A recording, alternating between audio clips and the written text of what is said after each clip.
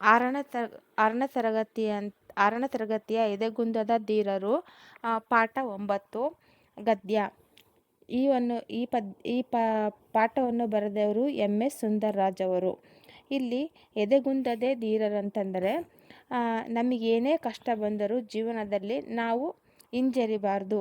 ಮತ್ತು ಎಷ್ಟೇ ಕಷ್ಟ, ಅಪಾಯಗಳು, ತೊಂದರೆಗಳು ಬಂದರೂ ಸಹ ನಮಗೆ ಅದನ್ನು ಸಹಜವಾಗಿ, ಧೈರ್ಯವಾಗಿ ಅದನ್ನು ಮುನ್ನಡೆಸ್ಕೊಂಡು ಹೋಗಬೇಕು. ಅದು ಜಾಣ್ಮೆಯಿಂದ ಅದನ್ನು ಕಷ್ಟವನ್ನು ಈಸಿಯಲ್ಲಿ ನಾವು ಅದನ್ನು ಆ ತೊಂದರೆಯಿಂದ ಹೊರಬರುವುದೇ ನಾವು ಎದೆಗುಂದದ ಈ ಧೀರರು ಅಂತ ನಾವು ನೋಡ್ಬೋದಾಗಿದೆ. ಇಲ್ಲಿ ಮೊದಲನೇ ಒಂದು ಪ್ಯಾರಾದಲ್ಲಿ ಜೂಲಿಯೋ ಇಗ್ಲೇಷಿಯಸ್, ಅವನು ಸ್ಪೈನ್ ದೇಶದ ಬಾಲಕ. ಜೂಲಿಯೋ ಇಗ್ಲೇಷಿಯಸ್ ತನ್ನ 10ನೇ ವಯಸ್ಸಿನಲ್ಲಿಯೇ ಫುಟ್ಬಾಲ್ ಆಟಗಾರನಾಗುವಂಥ ಕನಸು ಕಂಡಿದ್ದನು. ಅವನೇನು ಮಾಡ್ತಾನೆ, ಒಬ್ಬ ಬಾಲಕ, ಅವನಿಗೆ 10 ವರ್ಷ ಇರಬೇಕಾದ್ರೆ ನನಗೆ ಫುಟ್ಬಾಲ್ ಆಟಗಾರನಾಗುವಂಥ ಅವನು ಕನಸು ಕಂಡಿದ್ದನು. ದಿನದ ಹೆಚ್ಚಿನ ಭಾಗವನ್ನು ಫುಟ್ಬಾಲ್ ಆಡುವುದರಲ್ಲಿಯೇ ಕಳೆದನು. ಅವನು ಏನು ಮಾಡ್ತಾನೆ, ದಿನದ ಭಾಳ ಸಮಯವನ್ನು ಆಡುವುದರಲ್ಲೇ ಕಳೆದನು. ತಾನು ರಾಷ್ಟ್ರ ಮತ್ತು ಅಂತಾರಾಷ್ಟ್ರೀಯ ಪಂದ್ಯಗಳಲ್ಲಿ ಭಾಗವಹಿಸಬೇಕೆಂದ ಆಸೆಯನ್ನು ಹೊಂದಿದ್ದನು. ಅವನು ರಾಷ್ಟ್ರ ಆಗಿರ್ಬೋದು, ಅಂತಾರಾಷ್ಟ್ರೀಯ ಪಂದ್ಯಗಳಲ್ಲಿ ಒಂದು ಭಾಗವಹಿಸಬೇಕು, ನಾನು ನನ್ನ ಪ್ರತಿಭೆಯನ್ನು ಗುರುತಿಸ್ಬೇಕು ಅಂತ ಅವನೇನು ಮಾಡ್ತಾನೆ, ಆಸೆಯನ್ನು ಹೊಂದಿರ್ತಾನೆ ಆ ಹುಡುಗ. ಆಸೆ ದೇಶಕ್ಕೆ ಕೀರ್ತಿ ತರಬೇಕೆಂಬಂತ ಹಂಬಲ. ಅದಕ್ಕಾಗಿ ರಿಯಲ್ ಮ್ಯಾಡ್ರಿಡ್ ಕ್ಲಬ್ ಸೇರಿದ. ಅವನೇ ಮಾಡ್ಬಿಡ್ತಾನೆ, ರಿಯಲ್ ಮ್ಯಾಡ್ರಿಡ್ ಕ್ಲಬ್. ನೀವು ಮಕ್ಕಳೇ ಈ ಲೈನ್ ರಿಯಲ್ ಮ್ಯಾಡ್ರಿಡ್ ಅನ್ನೋದನ್ನ ಅಂಡರ್ಲೈನ್ ಮಾಡ್ಕೊಳ್ರಿ. ನಿರಂತರ ಅಭ್ಯಾಸ ಮಾಡಿದ. ತನ್ನ 20ನೆಯ ವಯಸ್ಸಿಗೆ ಉತ್ತಮ ಗೋಲ್ ಕೀಪರ್ ಎಂಬಂಥ ಖ್ಯಾತಿ ಪಡೆದನು. ಅವನೇನು ಮಾಡ್ತಾನೆ, 20ನೇ ಒಂದು ವಯಸ್ಸಿಗೆ ಗೋಲ್ ಕೀಪರ್ ಎಂಬಂಥ ಖ್ಯಾತಿಯನ್ನು ಪಡೆದನು. ರಾಷ್ಟ್ರಮಟ್ಟಕ್ಕೆ ಬೆಳೆದನು. ಆ ಹುಡುಗ ಏನು ಮಾಡ್ತಾನೆ, ರಾಷ್ಟ್ರಮಟ್ಟಕ್ಕೆ ಬೆಳಿತಾನೆ.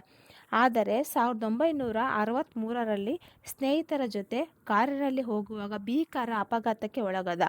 ಅವನೇನು ಮಾಡ್ತಾನೆ, ಒಂದು ಕಾರ್ನಲ್ಲಿ ಹೋಗ್ಬೇಕಾದ್ರೆ ಒಂದು ಭೀಕರ ಒಂದು ಅಪಾಯಕ್ಕೆ ತುತ್ತಾಗುತ್ತಾನೆ. ಆಸ್ಪತ್ರೆ ಸೇರಿದ. ಅಲ್ಲಿ ಚಿಕಿತ್ಸೆಯೇನೋ ನಡೆಯಿತು. ಅಲ್ಲೇನೋ ಅವನಿಗೆ ಚಿಕಿತ್ಸೆ ಕೊಡ್ತಾರೆ. ಆದರೆ ಸೊಂಟದ ಕೆಳಭಾಗ ಸಂಪೂರ್ಣ ಶಕ್ತಿಯನ್ನು ಕಳೆದುಕೊಂಡಿತ್ತು. ಏನು ಮಾಡ್ತಾನೆ, ಸೊಂಟದಿಂದ ಕೆಳಗೆ ಅವನಿಗೆ ಫುಲ್ ತನ್ನ ಶಕ್ತಿಯನ್ನು ಕಳೆದುಕೊಂಡನು. ಇದರಿಂದ ವಿಶ್ವದ ಗೋಲ್ ಕೀಪರನಾಗುವಂಥ ಅವನ ಆ ಕನಸು ನುಚ್ಚು ನೂರಾಯಿತು. ಏನಾಗುತ್ತೆ, ಅವನದ ಒಂದು ಆಸೆ ಇತ್ತಲ್ಲ, ಗೋಲ್ ಕೀಪರ್ ಆಗುವಂಥ ಅವನ ಆಸೆ, ಅವನದು ಕನಸು ನುಚ್ಚು ನೂರಾಯಿತು. ಜೂಲಿಯೋ ಗುಣಮುಖನಾಗುವಂಥ ತುಂಬ ದಿನಗಳು ಬೇಕಾದವು. ಅವನಿಗೇನಾಗುತ್ತೆ, ಜೂಲಿಯೋ ಅವನಿಗೆ ನಾರ್ಮಲ್ಲಾಗಿ ವ್ಯಕ್ತಿ ಆಗೋದಕ್ಕೆ ತುಂಬ ದಿನಗಳು ಬೇಕಾಗಿತ್ತು. ಇದರಿಂದ ಅವನಲ್ಲಿ ದುಃಖ, ಕೋಪ ಮನೆ ಮಾಡಿದವು. ಮನ ನೊಂದನು. ನೋವು ಮರೆಯಲು ಹಾಡುಗಳನ್ನು ಬರೆದು ತಾನೇ ಆಡತೊಡಗಿದ. ಅವನೇನು ಮಾಡ್ತಾನೆ, ಅವನಿಗೆ ಆಗಿರುವಂಥ ನೋವುಗಳನ್ನು ಮರೆಯುವುದಕ್ಕೋಸ್ಕರ ತಾನೇ ಹಾಡುಗಳನ್ನು ಆಡತೊಡಗಿದ. ಅವನ ಇಂಪಾದ ಧ್ವನಿ ಗಮನಿಸಿದಂಥ ದಾದಿ ಒಬ್ಬಳು. ಅವನ ಒಂದು ಧ್ವನಿ ಅಂದರೆ ಹಾಡುವುದನ್ನು ಗಮನಿಸಿದಂಥ ದಾದಿ ನರ್ಸು ಗಿಟಾರನ್ನು ತಂದು ಕೊಟ್ಟಳು. ಒಂದು ಗಿಟಾರನ್ನು ಅವನಿಗೆ ತಂದು ಕೊಡ್ತಾಳೆ. ಅವನೆಂದು ಅದುವರೆಗೂ ಗಿಟಾರನ್ನು ಮುಟ್ಟಿರಲಿಲ್ಲ. ಅವತ್ತಿನವರೆಗೂ ಅವನು ಗಿಟಾರ್ನನ್ನು ಯಾವುದೇ ರೀತಿ ಮುಟ್ಟಿರಲಿಲ್ಲ.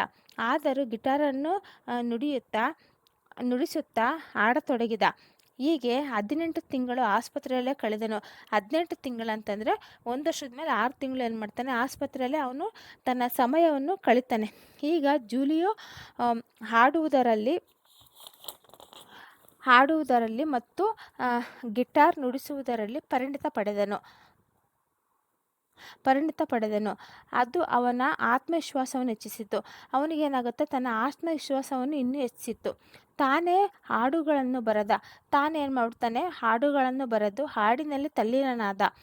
ಜೀವನ ಹೇಗೆ ಸಾಗುತ್ತಿದೆ ಎಂಬಂಥ ಹೆಸರಿನ ಹಾಡುಗಳ ಆಲ್ಬಂಗಳನ್ನು ಹೊರ ತಂದನು. ಜೀವನ ಹೀಗೆ ಸಾಗುತ್ತಿದೆ ಎಂಬುದನ್ನು ಮಕ್ಕಳೇ ಇದನ್ನು ಅಂಡರ್ಲೈನ್ ಮಾಡ್ಕೊಳ್ರಿ. ಹಾಡುಗಳ ಆಲ್ಬಂಗಳನ್ನು ಹೊರತಂದನು. ಅದು ವಿಶ್ವಾದ್ಯಂತ ಜನಪ್ರಿಯವಾಗಿ 300 ಮಿಲಿಯನ್ ಆಲ್ಬಂಗಳು ಮಾರಾಟವಾದವು. ವಿಶ್ವದ 10 ಪ್ರಮುಖ ಗಾಯಕರಲ್ಲಿ ಜೂಲಿಯೋ ಸಹ ಒಬ್ಬನಾದನು. ಅವನು ಈಗ ಶ್ರೇಷ್ಠ ಕಲಾವಿದನಾಗಿ ಕೋಟ್ಯಾಂತರ ಸಂಗೀತ ಪ್ರೇಮಿಗಳ ಕಣ್ಮಣಿಯಾದನು. ಏನಾಗುತ್ತೆ, ಕೋಟ್ಯಾಂತರ ಸಂಗೀತ ಪ್ರೇಮಿಗಳ ಒಂದು ಕಲಾವಿದನಾಗಿ ಕಣ್ಮಣಿಯಾದನು. ಜೀವನದಲ್ಲಿ ವಿಫಲತೆಯಿಂದ ಎದೆಗುಂದಬಾರದು. ಏನಂದರೆ ಜೀವನದಲ್ಲಿ ಏನೇ ಕಷ್ಟ ಬಂದರೂ ಅದು ನಾವು ಧೈರ್ಯವಾಗಿ ಎದುರಿಸಿ ಮುನ್ನುಗ್ಗುವುದೇ ಮುನ್ನುಗ್ಗಬೇಕೆಂಬುದು ಈ ಒಂದು ಜೂಲಿಯಾ ಅವರು ಮಾಡಿದಂಥ ಸಾಧನೆ ಒಂದು ಪ್ರಮುಖವಾದ ಒಂದು ಉದಾಹರಣೆ ಆಗಿದೆ. ಅದೃಷ್ಟದ ಒಂದು ಬಾಗಿಲು ಮುಚ್ಚಿದರೆ ಇನ್ನೊಂದು ದಾರಿ ತೆರೆದುಕೊಳ್ಳುತ್ತದೆ ಎಂದು ಹೇಳಿದರು.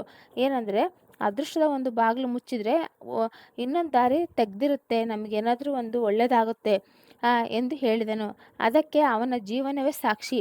ಅವನಿಗೇನಾಗುತ್ತೆ, ಈ ಒಂದು ಪ್ಯಾರದಲ್ಲಿ ನಾವು ಅವನಿಗೆ ಕಾಲು ನೋವಾಗಿ ಅವನು ಆಸ್ಪತ್ರೆಯಲ್ಲಿ ಸೇರಿದಾಗ ಅವನು ಸುಮ್ಮನೆ ಕೂತಿದ್ರೆ ಅವನ ಜೀವನದಲ್ಲಿ ಅವನ್ನ ಗುರ್ಸ್ಕೊಳ್ಳೋಕೆ ಸಾಧ್ಯ ಆಗ್ತಿರಲಿಲ್ಲ. ಅದಕ್ಕೋಸ್ಕರ ಈ ಒಂದು ಈ ಒಂದು ಪಾಠದ ಸಾರಾಂಶವೇನಂತಂದರೆ, ಈ ಒಂದು ಏನೇ ಬಂದರೂ ಧೈರ್ಯವಾಗಿ ಫೇಸ್ ಮಾಡಬೇಕು, ಮುನ್ನುಗ್ಗಬೇಕು ಅನ್ನೋದೇ ಈ ಒಂದು ಪ್ಯಾರದ ಒಂದು ಸಾರಾಂಶವಾಗಿದೆ. Thank you. ಧನ್ಯವಾದಗಳು. ಪ್ಲೀಸ್ ಲೈಕ್ ಮಾಡಿ, ಶೇರ್ ಮಾಡಿ, ಕಮೆಂಟ್ ಮಾಡಿ.